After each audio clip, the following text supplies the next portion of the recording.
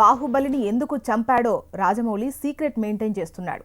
ఇటు నల్లధనాన్ని ఎలా బయటకు లాగుతాడో ఒక్కసారే చెప్పకుండా మోడీ సస్పెన్స్ క్రియేట్ చేస్తున్నాడు. వేటు వేసిన కొద్దీ నల్లధనం కొత్త దారులు వెతుక్కుంటూ పరుగులు పెడుతోంది. అది వెళ్లే దారిలోనే ప్రభుత్వం కూడా చేజింగ్ చేసుకుంటూ వెళ్తోంది. ముందు నోట్ల రద్దు, ఆ తర్వాత క్యాష్లెస్, ఇప్పుడు బంగారం. అలా నల్లధనం దాచుకునేవారు ప్రభుత్వం మధ్య దాగుడుముటలు జరుగుతున్నాయి. 23 రోజుల క్రితం కరెన్సీ బాంబు పేల్చి దేశంలో కరెన్సీ ఎమర్జెన్సీని సృష్టించిన మోడీ ఈసారి గోల్డెన్ బాంబు పేల్చారు. ఈ బాంబు సగటు మహిళ మీద పడుతుందా? డబ్బులు ఎక్కువై కేజీలు గోల్డ్ కొనుక్కునే వారికి తగులుతుందా?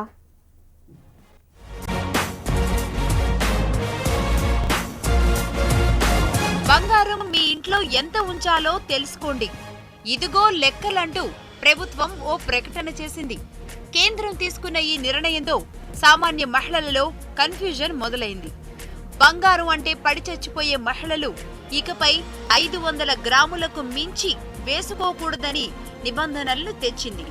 ఇక పెళ్లి కాని యువతులైతే 250 గ్రాముల బంగారం కలిగి ఉండవచ్చని సూచించింది.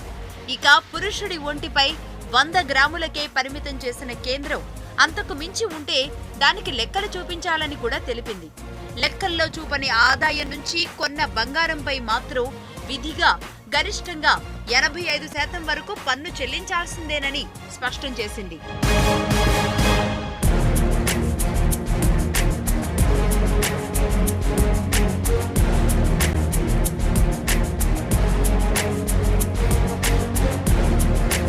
పెళ్లిళ్ల సమయం వస్తే చాలు వ్యవహారం అంతా గోల్డ్ చుట్టే తిరుగుతుంది.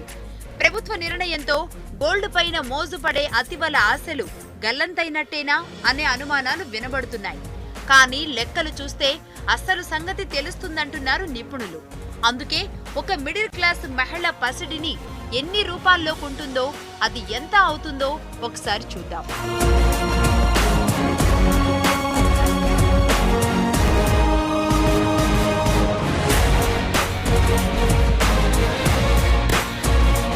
మిడిల్ క్లాస్ ఇంట్లో పెళ్లి సమయంలో ఎంత కాదనుకున్నా అమ్మాయికి దాదాపుగా 350 గ్రాములు ఖర్చు అవుతుంది. చైన్, నెక్లెస్, నల్లపూసల కోసం ఒక్కొక్క దానికి 3 తులాలు కొనుగోలు చేస్తే హారం కోసం 6, బంగారు గాజుల కోసం 6 తులాలు, ఇక ఉంగరాలు, ఇయర్ రింగ్స్ కైతే 3 తులాలు పడుతుంది. మాటీలు, చెవుదిద్దులు, పాపిడి బిళ్లలకు మరో 5 తులాలు అవుతుంది. ఇక వడ్డాణం లేకుండా వంకీలకు 6 తులాలు పడుతుంది. సింపుల్ గా చేయాలనుకుంటేనే దాదాపు 350 గ్రాములు అవుతుంది. ఇలా ఓ మిడిల్ క్లాస్ పెళ్లికే ఇంత గోల్డ్ పెట్టుకుంటున్నారు. మరి అదే బడాబాబుల పెళ్లి ఖర్చు చూసుకుంటే ఆ ఖర్చు రెట్టింపు అవుతుంది. మరి సర్కార్ ఈ నిర్ణయంతో పెళ్లిళ్లప్పుడు బంగారం ఊసెత్తాలంటేనే ఆ బడాబాబులు ఇక భయపడాల్సిందే. ఖాళీ దొరికినప్పుడల్లా షాపింగ్ ఆడి బెంచ్ కారుల్లో వెళ్లి తెగ బిల్లులు చేసేసే మహిళలు ఇక ఆలోచించాల్సిందే. నచ్చింది కదా అని నెక్లెస్లు, బాగుంది కదా అని బంగారు గొలుసులు కొనేసుకుంటూ పోతే లెక్కలు చెప్పాలి అనే సంగతి తెలుసుకోవాలి. వారి ఆదాయానికి లెక్కుంటే బంగారంపై వారి ప్రేమ ఎంత ఉన్నా పర్వాలేదు.